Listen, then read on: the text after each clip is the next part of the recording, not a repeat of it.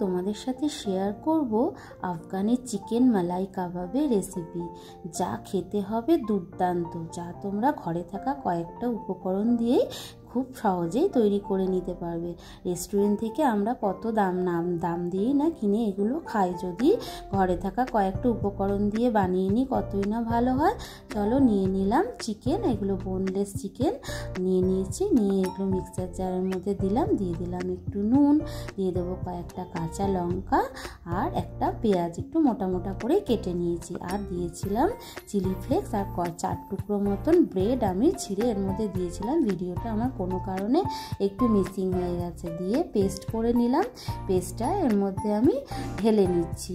ঢেলে নেওয়ার পর এর মধ্যে আমি দিয়ে দেবো একটু আদা রসুন বাটা, একটু গরম মশলা, আর দিয়ে দেবো একটু তোমার শামরিচ গুঁড়োটা অবশ্যই দেবে, দারুণ একটা ফ্লেভার দেবে। দিয়ে দিলাম একটু ধনেপাতা কুচি আর একটু দিলাম ফ্রেশ ক্রিম। এটা না চাইলে নাও দিতে পারো, কোনো অসুবিধা নেই। দিয়ে এগুলোকে সমস্ত জিনিসগুলো একটু চিকেনের মধ্যে দিয়ে ভালো করে মাখিয়ে নেব। আর চলো এবার কাবাবগুলো তৈরি করে নিই। হাতে একটু তেল মেখে নিয়েছি, নিয়ে কিছুটা পোর্শন নিয়ে এরকম একটু লম্বা করে শেপ করে নিয়েছি। শেপ করে নেওয়ার পর আমার এর মধ্যে দরকার একটা পেন্সিলের, বা তোমরা যদি বাচ্চাদের জলের বোতলের ভিতরে যে স্ট্রটা থাকে সেটাও ব্যবহার করতে পারো। তো আমার মেয়ে তো অত ছোট নয় যে একটা স্ট্র থাকবে, তো আমার কাছে এরকম একটা পেন্সিল ছিল, তো পেন্সিল দিয়ে আমি এইভাবে তোমার কাবাবটা তৈরি করে নিচ্ছি। এইভাবে একটু কাবাবটা পেন্সিলটা দিলে কি হবে বলো তো, ভেতরটা যদি ফাঁপা হয় তাহলে সেদ্ধও তাড়াতাড়ি হবে, আর ভেতরে সব যে মশলাগুলো দেবো সেগুলো ঢুকতে পারবে। এইভাবে আমি সমস্ত কাবাবগুলো পেন্সিলের সাহায্যে বানিয়ে নিলাম। আর হাতে অবশ্য করে তেল মাখিয়ে নেবে, নাহলে কিন্তু হাতে লেগে গেলে এরকম স্মুথ তৈরি হবে না। চলো এবার কাবাবগুলো ভেজে নিই। দেখো, ননস্টিক তাওয়ার মধ্যে অল্প করে তেল দিয়ে দিয়েছি, দিয়ে কাবাবগুলো দিয়ে দিলাম, দিয়ে একটু শ্যালো ফ্রাই করে নেব। সমস্ত কাবাবগুলো ভেজে নেব। আর দেখছো তো কি দারুণ কালারটা হয়েছে, খেতেও কিন্তু দুর্দান্ত হয়। দেখবে খুবই সামান্য কিছু উপকরণ দিয়ে আমি এটা বানাচ্ছি, খেতে কিন্তু অসম্ভব সুন্দর হবে। সমস্ত কাবাবগুলো দেখো এরকম ফ্রাই করে নিলাম। ফ্রাই করে নেওয়ার পরে নেক্সট প্রিপারেশনটার জন্য আমার একটু পেঁয়াজ কুচি লাগবে। ওই একই তাওয়ার মধ্যে আমি দুটো বড় বড় সাইজের পেঁয়াজ একটু কুচি করে নিয়েছি, নিয়ে দিয়ে দিলাম 15টা মতো কাজু বাদাম, আর দিয়ে দেবো একটু নুন দিয়ে এটাকে হালকা একটু ভাজা ভাজা করব, খুব বেশি রং ধরবে না। হালকা পেঁয়াজটা নরম হয়ে এলে দিয়ে দিলাম একটু ধনেপাতাটা খুবই সামান্য অল্প করে দিয়েছি। দিয়ে এটাকে একটু হালকা ফ্রাই করে নিলাম, নিয়ে একটু ঠান্ডা করে নেব।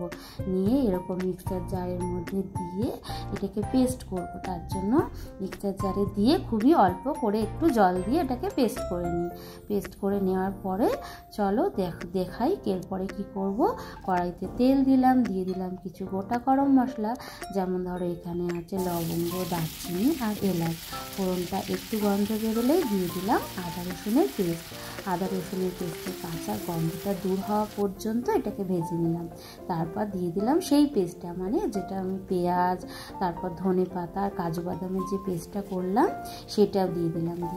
দেওয়ার পর একটু নাড়াচাড়া করে দেখো মিক্সার জারের মধ্যে তো অনেকটা মশলা ছিল, সেটাকেও একটু ধুয়ে জল দিয়ে আমি দিয়ে দিলাম। দিয়ে একটু নাড়াচাড়া করার পর এর মধ্যে আমি দিয়ে দেবো নুন।